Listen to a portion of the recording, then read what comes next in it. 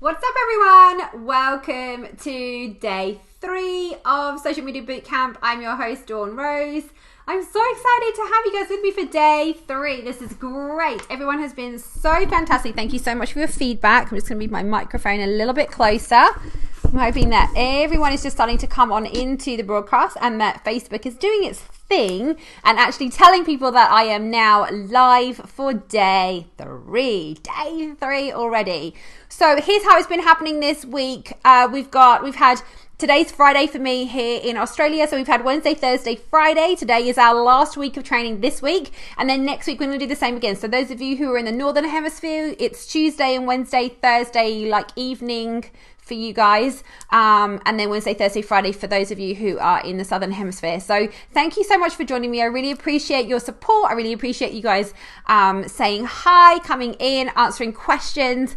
I'm hoping that everyone can hear me right now and I'm not just rambling to no one. So those guys coming in now, I can see that there's a few people joining onto the broadcast. So guys, please let me know that you can see me and you can hear me okay. And I'm going to hopefully share our broadcast into our bridal stylist community. Oh, all right, guys, we're good. Can you hear me? Okay. I think everyone's just coming in now, so we have to let Facebook do its thing because it doesn't always like to tell people straight away. It wants to just make sure you guys are giving me a thumbs up. That's awesome. Thank you. All right, so I can see that I'm on the watch here, so I'm going to share it. Watch party. Oh, let me do a watch party today as well. So let's go over to our group, Bridal Stylist Community Worldwide, and we're there. All right. But I'm going to turn my sound down so I can't hear myself. Yay. Okay, great. This is awesome. Okay, so welcome back, guys, to day 3. We have looked at so much stuff so far this week. I'm going to flick over onto my screen. Today we're going to do we're going to talk about creating a year's worth of content. Basically, we're going to come up with it in an instant. So let's jump into today's training. I'm going to flick over. Oh, I need to flick onto my screen here. So I'm not seeing any comments at the moment, guys. So please let me know if I'm not seeing something. Let's go view, slide only. Oh no, view. That's not it. Let's go with that. All right, we should be good to go. Alrighty. Okay, guys, so welcome to day 3. Day 3 already, and we're at the end of the week. Hey, morning. Okay, hey, Susan, I can see that. Hello, welcome. So I've said coming up this week and next. So Tuesday, Wednesday Wednesday for me, Tuesday night for some of you guys. We looked at how Facebook and Instagram kind of talk to each other. We looked at private versus public content, and we talked about how if we're going to grow our business organically, that we need to just be we need to be able to optimize all those areas on Facebook and Instagram to make sure that everything's talking to each other. Hey, Ainan, welcome morning or evening to you and to you. Oh, no, Susan's in the Susan, you're in Australia, right? I think I'm right there. Day 2. So day 2 yesterday we looked at the Facebook 5. So I talked about the 5 critical features to master on Facebook that turns your browsing bride into your booking bride. And we looked at the 5 optimal places on Facebook that if you just make a few tweaks to what you're doing can be so powerful again when it comes to organic reach. And that's what this is all about, trying to teach you guys as many organic strategies as I can for you guys to put in place. Yes, you're Sydney. Awesome. All right, so then day 3, that is today. Hey, morning, Simone. So day 3, today we are here doing storyboard content. So how to come up with a year's worth of content in an instant. And we'll probably look a little bit into Canva. Some of you may know Canva. Some of you may be introducing it to you guys for the first time. So we're going to have a quick look at Canva today as well. Easy graphics, tools, and apps. So we're going to talk about those on Wednesday of next week. Thursday we're looking at video, and I'm going to give you guys a script for launching videos. And don't forget your downloads. Day 6 is my last one, which is we're going to talk about the number one post that we can use on Facebook, particularly on Facebook. It doesn't work as well on Instagram, but with the number one post that you can get for instant comments and reactions. You can't see the writing very clear. What, can you see this one okay if I flick forward? Is this a bit clearer? Maybe it's the type of writing. Are you on a computer though, or are you on a phone? Maybe Anna. What does everyone else say? Can you guys see it? Or we got, maybe it's a weak maybe it's the connection, weak connection today. Strange. All right, hey Tina, morning.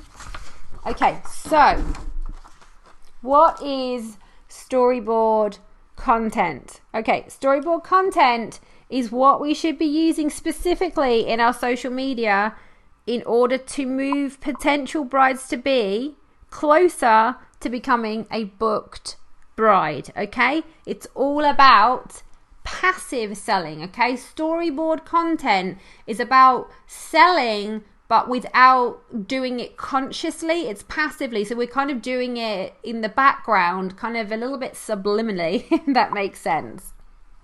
All right, cool. Okay, cool. So do you have the right balance? This is interesting. So a lot of the time I find when I check out a lot of hair and makeup artists' pages, they don't have a balance with their social media, not even just with Facebook, but with Instagram too. And they feel like all they do is, or not they feel like, but all they do is they just show pictures of hair and faces continuously over. Awesome, Anna. Thank you, darling. No worries. All they do is basically show photos of hair and makeup all the time on Instagram, and it becomes just a sea of faces or a sea of hair, and it's really just not, even though it's showing, yes, that you've got some lovely clients and they've got some beautiful updos and they've got some, beautiful makeup, it's too much. It becomes too much of the same. Everyone's doing the same, and it's all about having the right balance on social media. So it's all about having that balance of, yes, you need to look at how talented I am, because I am the right person for you because I'm absolutely amazing and you should definitely book me. And then you've got, look at how knowledgeable I am too, though. So I'm not only talented, I can help you with your wedding, or I can help you with the condition of your hair, or I can help you, get rid of that problematic skin. So no matter where you are, and like I said, I am biased towards weddings and bridal because that's what I've taught in the past, but you can adapt this towards any area of your business that you're trying to grow. So it's that balance between, look at how talented I am, look at how knowledgeable I am about my subject. So you should be sharing this. This is things that you should be sharing them. Tell people, tell your brides, tell your clients, this is what you should be doing to look good. Because that's your job. You are the educator in your business, and you are going to be giving your brides and giving your clients as much information as you can. Now, the other thing you need to get a balance of though as well is, this is me. I'm Dawn, I'm a bridal stylist of, X amount of years, and, my favorite things to do are X, Y, and Z. And when I say my favorite things, I mean my favorite, my favorite makeup applications are natural, because, that's how I am. I'm very natural, don't wear much makeup. I like making my brides look natural whilst wearing makeup. So the balance here is a little bit more than about you and your personality, because let's face it, when we buy things from, when we buy a service from a business, we're not really buying the service in a way. We're buying the person that's giving us that service. And if you're a hair and makeup artist and you're not able to kind of put your own personality across on your social media, people feel like they don't really know you. So it's great, but then you feel a little bit untouchable. You feel a little bit like you're on that pedestal and they can't quite reach you because you're really talented and you're really knowledgeable, but it's like, well, they're so high up there that I don't know how to reach them, and to bring you, to have that balance, to bring you down and back to the point of people looking at it going, wow, she's amazing, oh my gosh, she knows everything, and oh, she just seems awesome, like, oh, she's got a cute family, she's got a cute dog, oh, and I love the products that she's using, and oh, it's an all-rounded thing, right? So you have to have this balance with social media. So it's not just how good you are at hair and how good you are at makeup, it's got to include all the other things as well.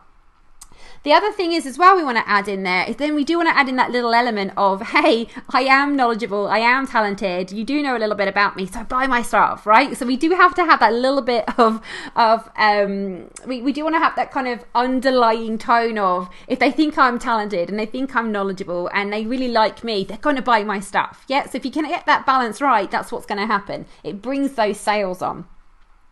The thing is as well is that brides need what you've got. You've got to think about this. Like, they can't really have a wedding without you. So there's brides out there, they're looking for hair and makeup artists. But, and even again, switching this over onto hair and makeup clients, you know, they need hair and makeup, right? They need what you've got. You've got the service, they need that service. But the problem is that the minute you bring the point of kind of selling, right? If you bring the point of selling into a conversation, it triggers off like some kind of mind switch to off, because, you know, it kind of, we have to play it quite carefully. And this can be a little bit of a testing time. You've got to remember that we catch brides at that point where, you know, they're not sure, they've never done this before, and they're spending a lot of money, and they're consciously thinking, God, I am spending a lot of money right now, and what am I going to do with my time? It's a stressful time for them. So you kind of have to play this carefully, so that because the minute you start trying to sell, book me, they're going to go, whoa, hang on, this is way too much, I'm not really sure about this yet, I haven't decided. And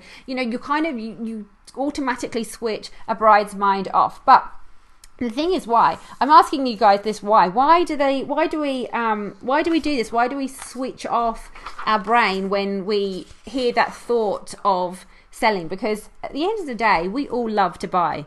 It's a bit baffling, right? Because we think to ourselves, hang on, they need what we've got, and people love to buy things. So why is it that the minute I ask them to buy something, that it switches their mind to off? And, you know, as consumers, guys, tell me in the comments here, who's done that little side jump or that little wiggle when they've gone onto Amazon and they've just bought something, or they've bought something from eBay and they've gone, oh yeah, I've just bought this, you know, because you've gone, yeah, I really like this. I've gone to eBay, I've gone to Amazon, I've looked at what I've got, and I've finally been able to buy that great pair of shoes, or, you know, I've gone to buy that that new iPhone at that Apple store or something, or you've got, I mean, it gives you that little boost, right? We love to buy. Simone's saying it there, fear. Yeah, it is fear, absolutely. It is the fear of spending money. Definitely, it is the fear of it's a fear of everything. So the fear of the commitment to that person, to that service. It's the fear of spending that money as well, right? And it's the fear of, if I do this, is the outcome going to be what I want it to be? But, you know, we all love to buy. We do. We love to buy. And we love shopping. Oxytocin rush. Exactly. We get that rush. We love to buy. Absolutely. But what do we hate? The problem is that we hate to be sold to. Everyone doesn't like to be sold to. You know, that's the difference. The difference is that when we buy something, when we go out and we buy something, let's say even if it's like on an online shop like Amazon or eBay, we go out and we buy something, and the reason why we've gone to buy that, you got to think about how you feel. We feel like it's our idea. Yeah, we feel like that we have bought that product or service because it was our idea to. No one sold that to me. I went out and I purposely searched for something and I bought it because I wanted it, right? It was, I'm not being sold to. It's a bit of a catch-22 because we love to buy, but we hate to be sold to. So it's like you're going around in circles. But so the question then is that, so then when we buy, like, how do we buy? How do we buy? So let's think about this.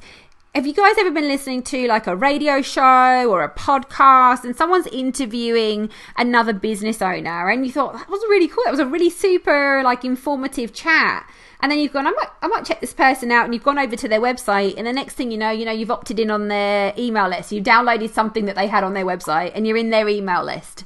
Or you're perhaps reading an article. Maybe you're reading an article, and mums will get me here. You're reading an article on some kind of mummy blog, and then it's all about getting the kids to eat their vegetables. And then she mentioned something about this book that's got this whole list of foods, and that when you should introduce them to your child, and you think, oh, I might have a quick look at that book, and then next thing you know, you're in Amazon Books and you've bought the book.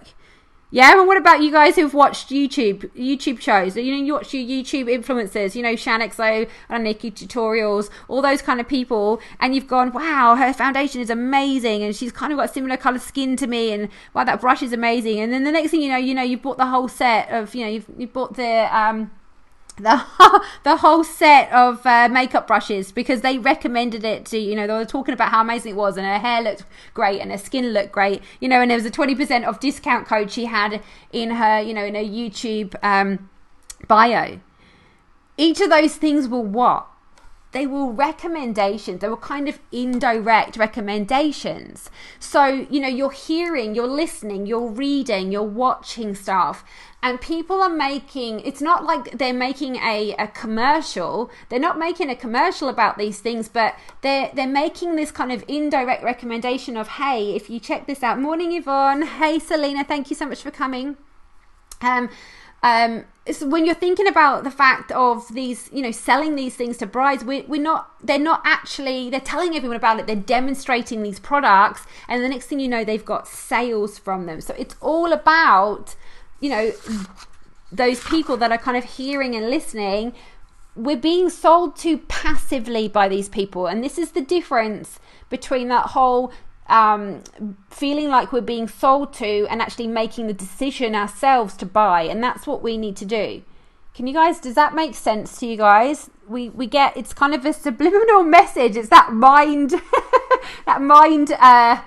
what's it called, where they kind of just like, get inside of your head and everything, right? Good sales and a marketing person can do that. They can get in the head of their buyers.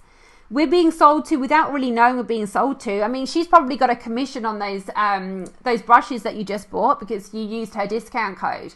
And then she, and even the mummy blogger, she may have got an affiliate. She may have had an affiliate with that Amazon book that you just purchased, right? Because she was talking all about it in her blog. Or, on the podcast, somebody's now got you on their email list. You've downloaded their freebie, and the next thing you know, they're making you all kinds of different offers. And they're talking to you as if they know you. And that's what a good sales and marketing person does. That's how we get into the heads of our buyers. So I wanted to get into this before I talk about how we create this content, because if you can think about it in a different way, that's how we tell stories. That's why we tell stories. We tell stories so that we can sell without selling. Does that make sense? Let me know in the comments.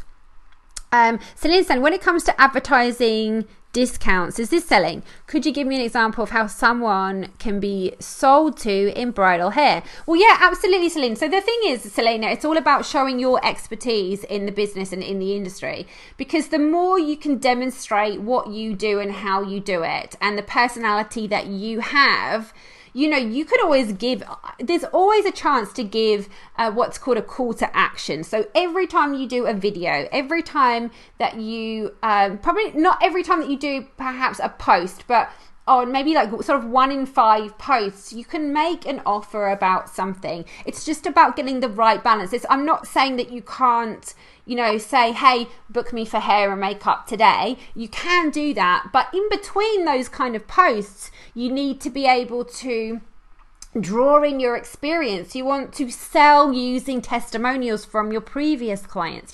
This person had this wedding, you got a photo of a beautiful wedding, and then you've got this testimonial from a bride underneath it. You're selling your services without actually selling. If you'd like to make a booking, click here.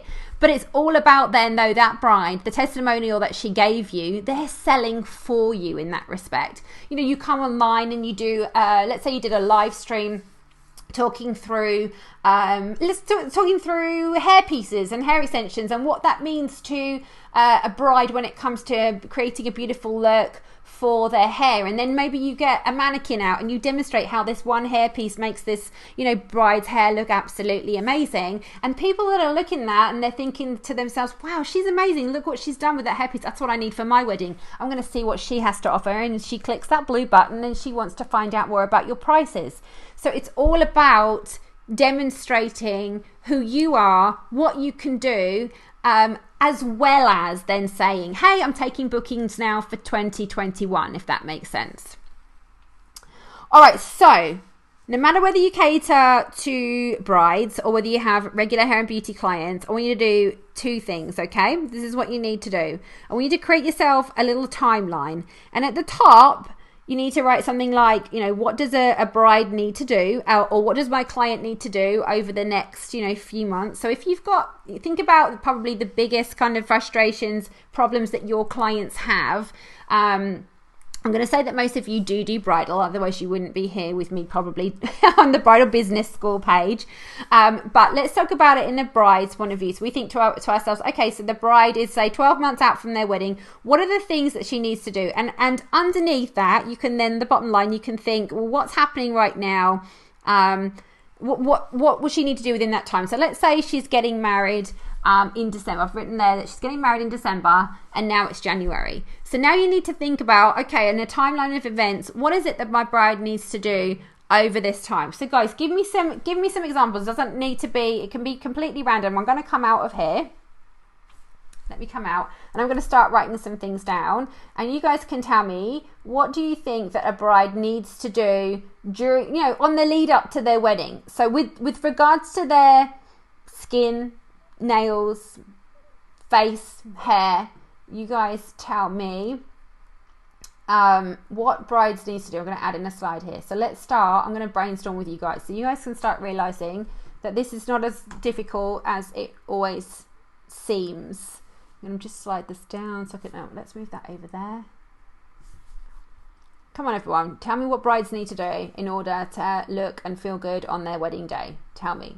Doesn't matter, don't worry about the dates for now. The dates are kind of a little bit, the months, it doesn't really matter so much. You could add in there, you could go and have a look. Put in your booklets, this in your downloads today, I gave you some ideas of a holiday calendar.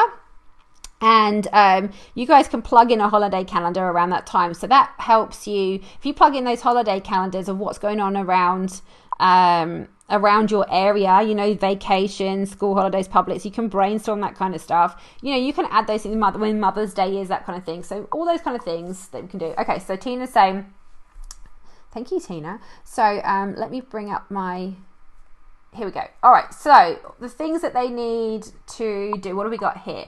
So we've got, so they might have a skin assessment. Oh, come on now. All right, so a skin assessment. And and then Simone's also said a treatment plan. Oops. Okay, here we go. I've got my nails need doing. Treatment plan, they are so long, I can't cope with them. I need new nails. Right, treatment plan. And then we said skincare routines. Love that. Yep. Skincare routine. Aina will know this. Aina, if you're still on, because we've just been doing some work on this inside of my program. Oh, skincare. They need a skincare routine. Absolutely. What else do we need? Yeah, they might get a facial. Love that. Yeah, so they could get a facial. Haircut. You can come up with loads of stuff here. Yeah, haircut.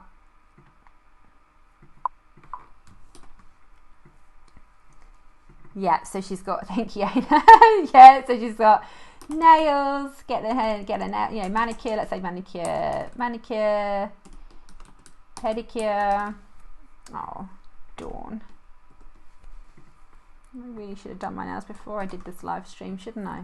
As long as they don't ask me to, as long as no words contain a V, because my V's playing up on my keyboard. Brows, I love that. Brows, yeah, they might want to get their brows done. So what else have we got here? Waxing, love that. Yeah, they're gonna want to find a stylist, exactly. So find a stylist, find a stylist. They could be searching for that, right? They need to find their hair and makeup artist. What are the things that they need to do to find the right stylists for them? Yes, trial. Thank you, Simone. Trial. So, lashes. Got there. Tanning. Love it. Yeah, tanning. Oops, tanning. Okay, so, lost that.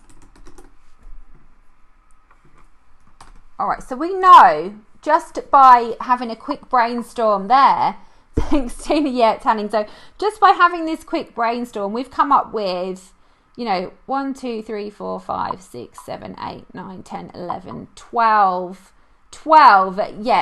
yeah, she might just go do research. Aina's saying, go on Pinterest. So yeah, she might just want to be doing some research into her look, right?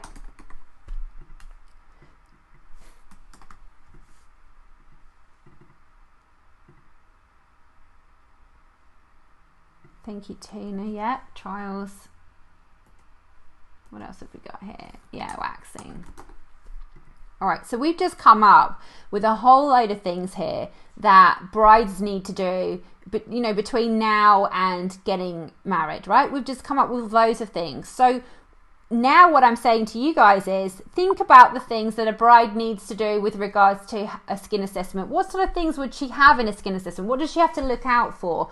What does she do with the skin assessment? What's the outcome of that skin assessment?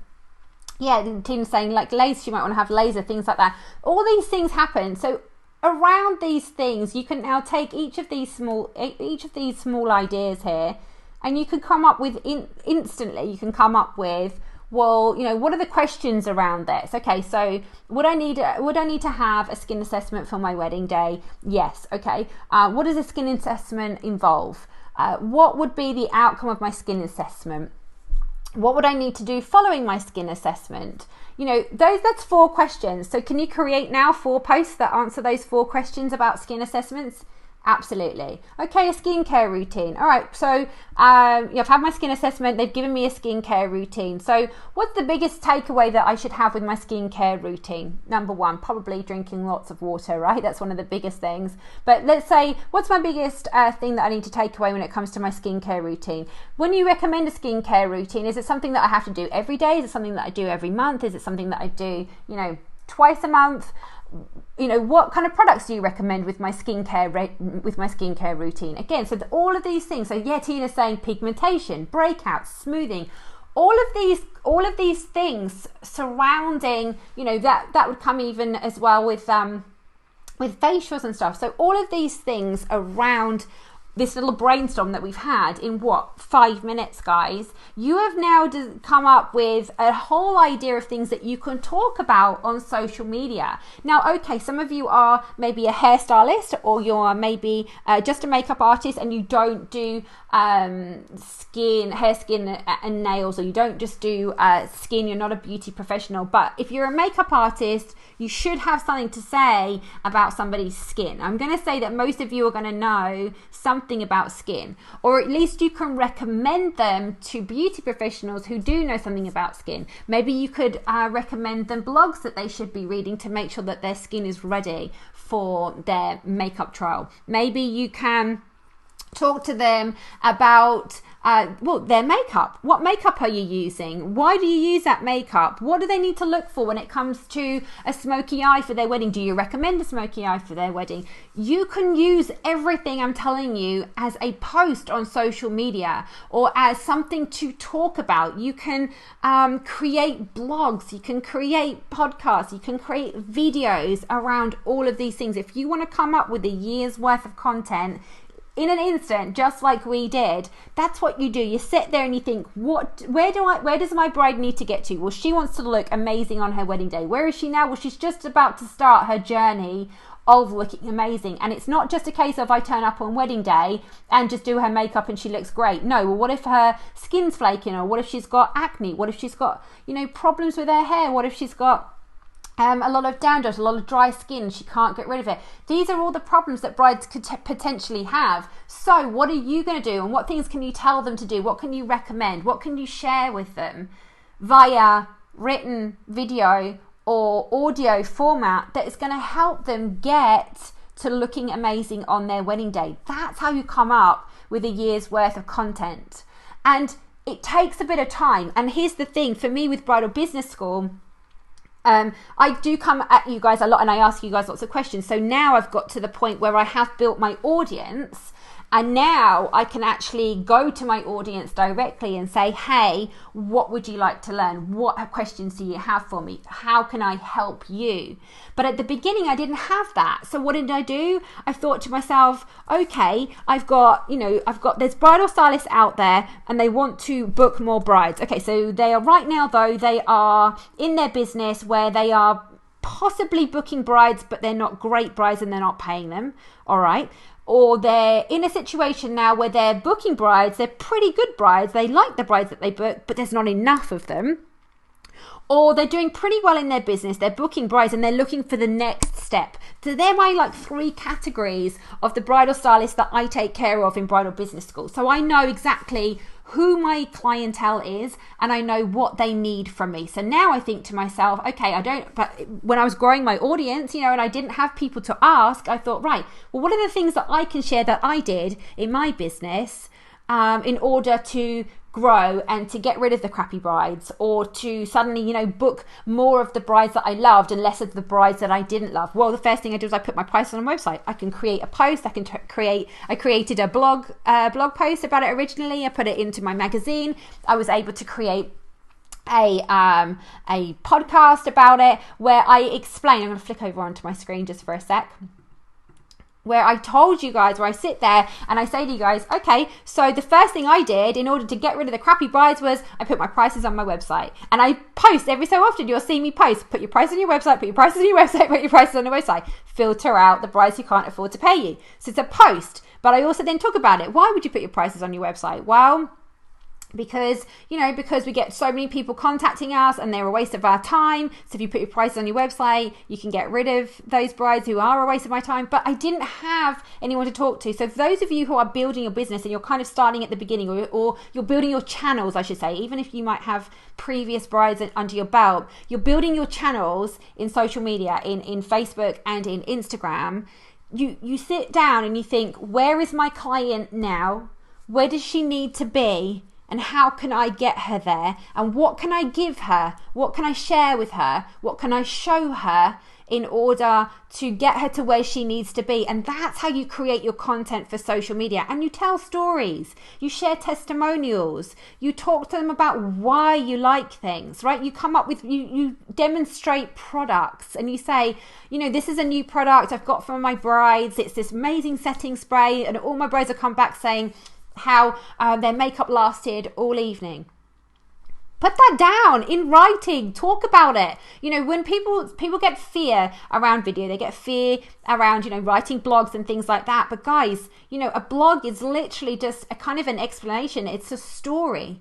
It's a story that you tell. It's who's my person? Who am I talking to? You address that person.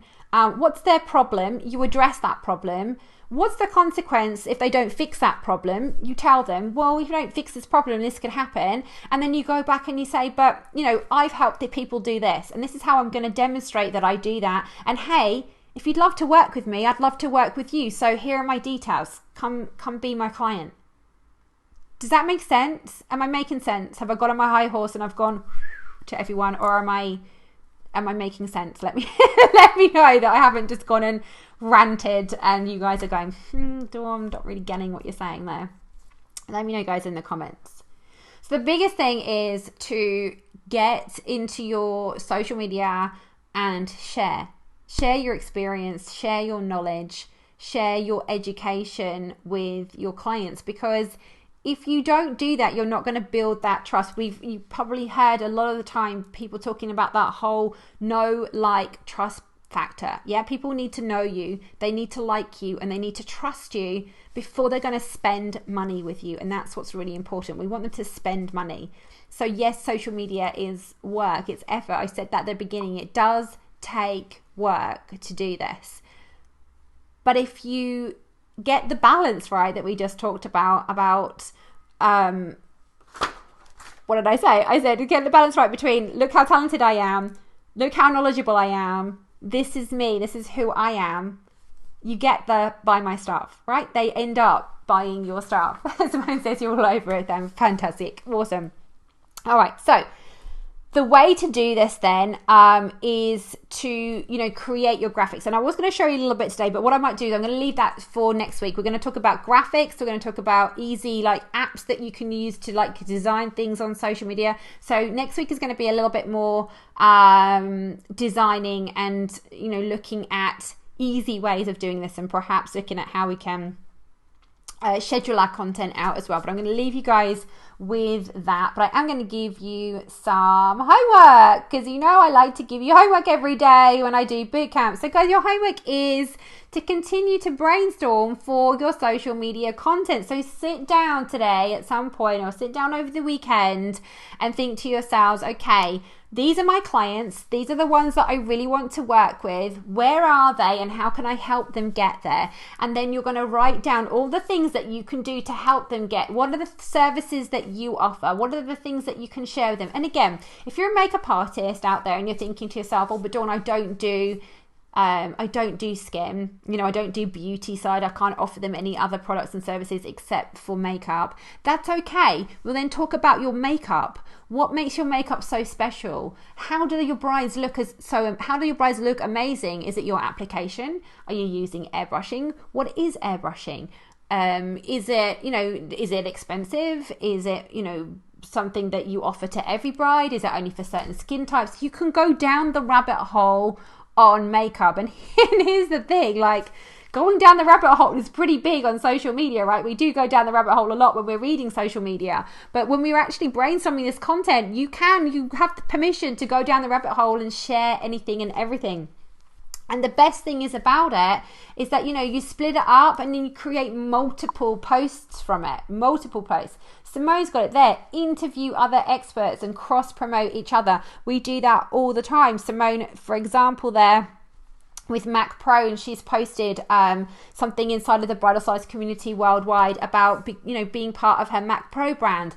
We do that and we talk to each other and we share information, because the way we see it when we're interviewing other experts, and I've interviewed Simone even for my for the Bridal Business magazine that I used to create, that I did all of last year. The reason why we do that, we're bridal stylists. Both of us are bridal stylists. Both of us are business educators. We're both kind of business coaches, but we bring different things to the table. So share your expertise. Don't feel like you can't. Let's say you are a makeup artist and you don't do airbrushing. But why not ask, the girl down the street that does airbrushing to come on to your broadcast and interview her and say to her, okay, so maybe you're thinking, I know what you're thinking, oh, but Dawn, then she's my competition, she'll take away my brides, but she's not, because she does airbrushing and you don't. So why not bring her on and say, and talk to her, my clients, okay, so I do have clients, when would be the right time for my clients to choose airbrushing over my traditional makeup? Do you know how big that makes you look, where you've brought somebody on who potentially could be your competition, and you've gone, you know what, you're not my competition. I know who I am. I know who my brides are. I do traditional makeup application. You do airbrush application. We've got a different clientele. Not every bride can take airbrush. Not every bride likes traditional. So let's chat, let's talk, let's get together, let's form a friendship, let's form a partnership. When I look at a bride and I go, do you know what? Traditional makeup is not going to work for you, but you know what? Cindy down the road, she does airbrushing and she's amazing, and we work together a lot. So I'd love to work with you and your bridal party, but maybe I could bring her maybe I could bring her on to do your makeup, because your face would suit what she has. I think that we look too much about this being too much into competition, right? Too much, we can't interact with other hair and makeup artists because they could potentially be our competition. They're not your competition. No one is your competition apart from you. You are your competition. You need to just make sure that you go over and above and do everything you can for your brides, because if you know them really, really well and you provide them with everything that they need from you, they're not going to look elsewhere. It's you that they want, right? It's you that they want. All right, guys, that is it for today. Make sure that you guys do your homeworks. Keep brainstorming your social media content. I hope that it's been helpful. Let me know in the comments what you guys have thought of this week's broadcasts. I hope that you guys have enjoyed them. I've enjoyed delivering them to you.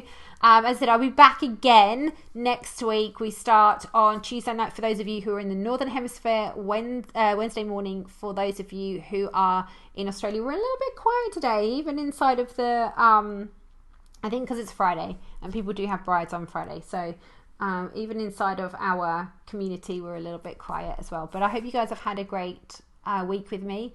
Catch you again next week. Have a great weekend of weddings for those of you who have weddings or Christmas parties or whatever you guys have over the next few days, and I shall see you all next week. Bye guys.